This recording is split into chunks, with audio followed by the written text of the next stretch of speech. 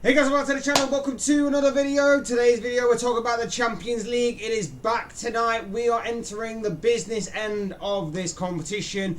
The final 8 is here. The quarterfinals are here, and I'm going to be talking all about the games that are coming up across both legs and giving my predictions on who I think will advance to the semi-finals.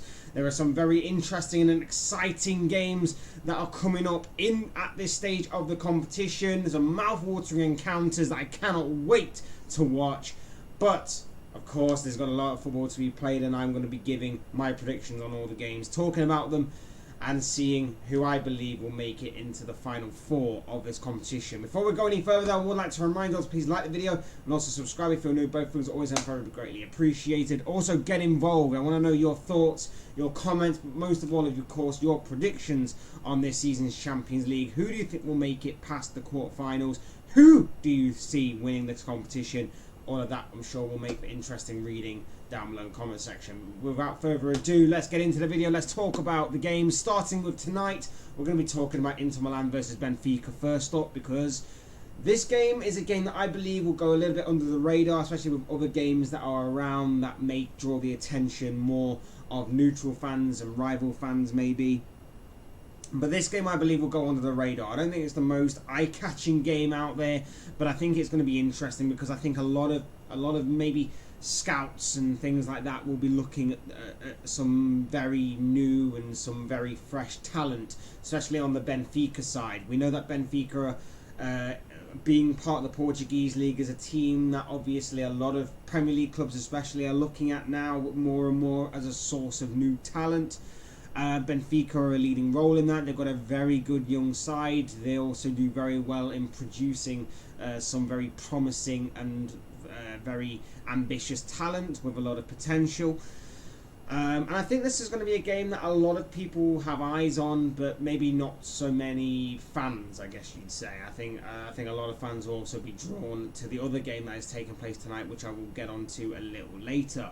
But as far as this game goes, I think when you were making the draw, I think both teams would have been looking at these two teams as maybe the favourable option. I think a lot of teams will be looking at Inter Milan and Benfica as teams that were the favourable option to get through to the next round with not as much fuss, shall we say, as some of the other teams that are around it. In my personal opinion, I think Inter are the worst of the 8 teams left in the competition, with all due respect, and I think Benfica will certainly be fancying their chances. That is not to say that Inter Milan will not get anything from this game. Of course, they have the possibility to, but I just think at the same time, Serie A, the Italian league, especially with Inter Milan, it's going to be tough. It's going to be definitely tough, but I think there's going to be a fair bit of raw talent on show. I think this is going to make for an intriguing game, but one that I see Benfica winning across both legs, which is why Benfica is my choice for this game. But that's not to say that this game is going to be terrible. That's not to say that this game is going to be bad. I just genuinely believe that this game will obviously go under the radar, because obviously the other game tonight is of course Manchester City versus Bayern Munich, and that right off the bat is, with all due respect again, more intriguing, more exciting to the more casual fan, the neutral fan, and of course has probably a bigger fan base, those two clubs, than what the other teams do. In talking about that game, this one's on a knife edge. This one is on a coin toss, I believe, because Bayern Munich, for all that's happened these past few weeks in terms of a new manager coming in Thomas Tuchel, getting rid of Julian Nagelsmann, obviously Bayern Munich being Bayern Munich, Manchester City being Manchester City, the underlying narrative story of Pep Guardiola returning to face his former club in Bayern Munich and all that kind of stuff, is very intriguing to me. Bayern Munich, of course, new manager, looking to reclaim to the top of the Bundesliga, have done so, looking to reclaim their crown of that Bundesliga title for, I think, like the 11th or 12th time in a row, or whatever ridiculous number it is, against obviously a side in Manchester City who are obviously chasing the Premier League title. They're competing for the FA Cup as well. They're competing on multiple fronts. They're on the verge maybe of completing an infamous treble. Of course, history-making treble.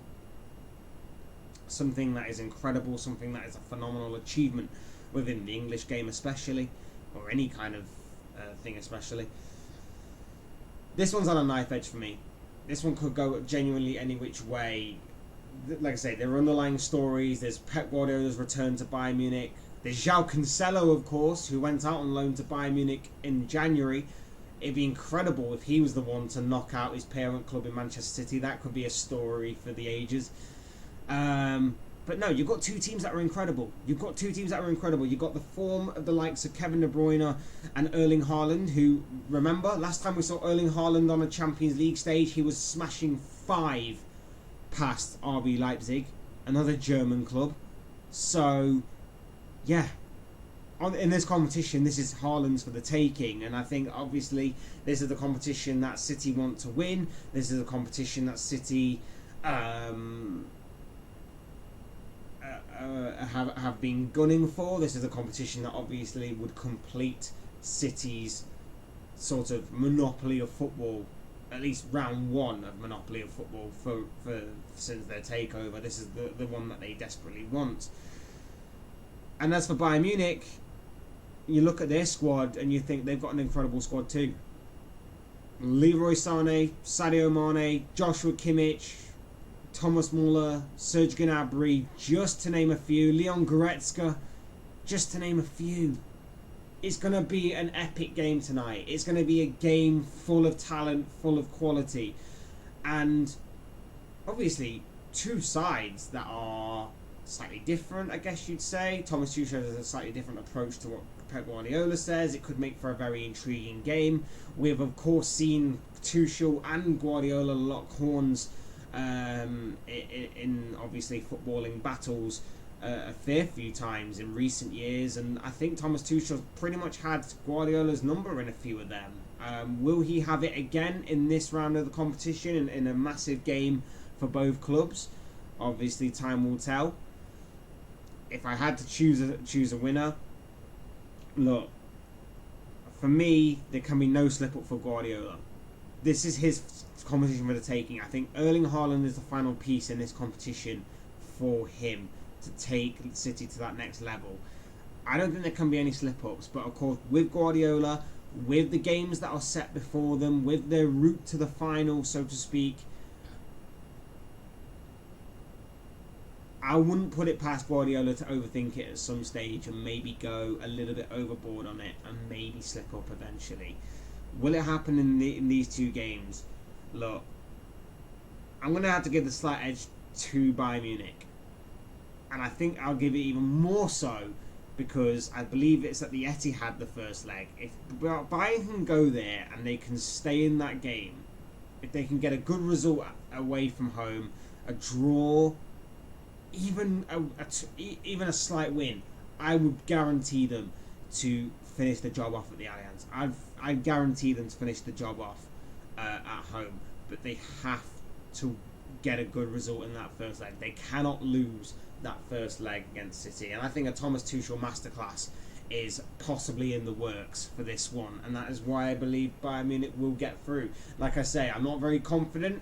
It is on the coin toss, this one. This one genuinely could go any which way, and I'm very excited to see this game unfold before our very eyes.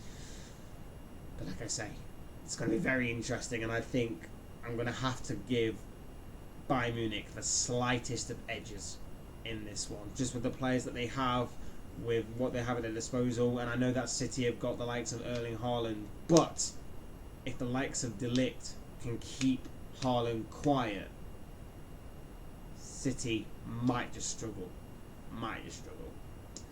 We're going to move on to Wednesday's games. First up, we're going to come to Napoli against AC Milan. This one's a very intriguing one for me because a few weeks ago, when obviously the draw was made, I said that Napoli would absolutely be buzzing off of the kind of tie that they received, off the way that they're playing, off of obviously their route to the final. Napoli got the favourable ties. Napoli will be absolutely buzzing and fancy their chances of making it to the final at the very least. Fast forward a few weeks later, and now I'm kind of I'm not so much saying that I was wrong in saying that. I'm not so much saying that Napoli won't make it to the final. But I am sort of not seeing it as foregone a conclusion as maybe what I was seeing it before. Since obviously that draw was made, what we've seen in Serie A is that although Napoli are still running away with the title, they have hit a bit of a dip in form in recent weeks. They even lost 4-0 to AC Milan very recently. So there is a bit more cause for concern, I guess you'd say. Even more cause for concern is the fact that their star man, Victor Osimhen, Osimhen, I can never pronounce his name, I'm stupid, is going to be absent from this game. He's going to be missing this game through injury. Big blow.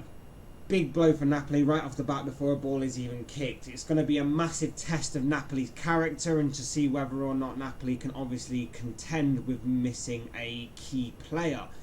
I still think Napoli play some good football. I still think Napoli are dangerous. But, of course, they lack a cutting edge up front when Osimhen is not obviously in that squad. I still think they're solid. I still think they're great. I still like the way that they play football. I still think they've been a delight to watch in terms of both Serie A and the Champions League this season. And obviously with what they are doing in that domestic league is incredible as well. But I just think there's a bit of cause for concern in this one. A little bit more than there was several weeks ago. I think for AC Milan,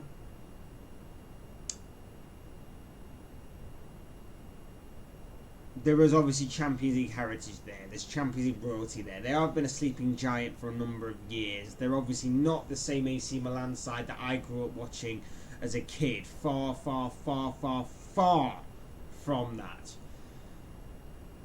But again, like Napoli, they'll fancy their chances here. They can replicate the kind of performance that they did a few weeks ago in the Serie A against this Napoli side, get through.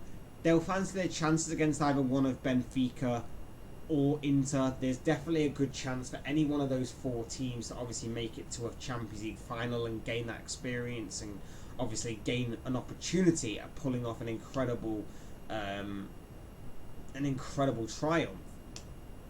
Obviously, there's a lot of footballs we play between now and then, but they'll fancy their chances of two of obviously trying to make it 6 Champions League titles for them. Sorry, not 6. Is it 7? 8? 7? 6, 5, 6, 7, 8. I can't remember off the top of my head. I don't remember. But yeah, absolutely, they'll fancy their chances. But like I say, I think I'm going to still give a slight edge to Napoli. I think despite the absence of key players, I think with the way that they've been playing, with the way that there's seemingly no pressure on them. I'd say that there's more pressure on AC Milan than there is Napoli, even though that Napoli probably go into this game as the favourites. I think there's still a bit more pressure on AC Milan given what they've done in this competition before, given how they're trying to live up to those expectations previously. Napoli are entering rather new territory for them. And I think with the first leg being in Milan, the second leg being in Naples, I think I just give the slight edge to Napoli in this. And I think Napoli will get through to the next round of the competition. And finally, we've got Chelsea against Real Madrid. Look, for me, there's only one winner in this tie. It's Real Madrid. I think Champions League heritage plays a big part and Champions League history plays a big part. Real Madrid have got that in abundance. Real Madrid have also been playing pretty well these past several weeks. They, of course, last time we saw them in the Champions League, were putting Liverpool to the sword. Karim Benzema is in some good scoring form right now. You've got a Real Madrid side with Carlo Ancelotti at the helm. He's going to be making a return to his former club of Chelsea. And of course, in this competition, they just turn up. They could be very poor in La Liga. They could be doing really badly. They could be in a really bad run of form. But in this competition, it's where they step up. It is where they simply,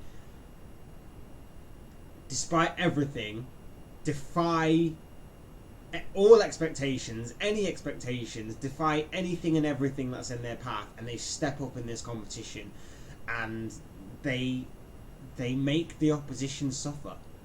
And as a Liverpool fan, I've seen it time and time again over the recent years, and I think Chelsea will be put to the sword again. That's not to say that Frank Lampard can't pull off some sort of miracle here. That's not to say that Chelsea are completely gone, because let's face it, on paper, Chelsea do have a rather decent squad building. It's just a squad that's in transition, a squad that's in building, a squad that can't really put the ball in the back of the net. But of course, we've seen stranger things happen. If Chelsea were to go on and somehow win in these 2 legs, it would be seen as a bit of a miracle, a bit of an incredible triumph, one for the history books, definitely. But I don't see it happening. I don't see it happening. I don't think it will happen. I just don't see it at all happening. And I think Carlo Ancelotti and Real Madrid are going to make it to another semi-final in this competition that, of course, they are notorious for winning and have been winning for many a year, because they are the most successful team in this competition.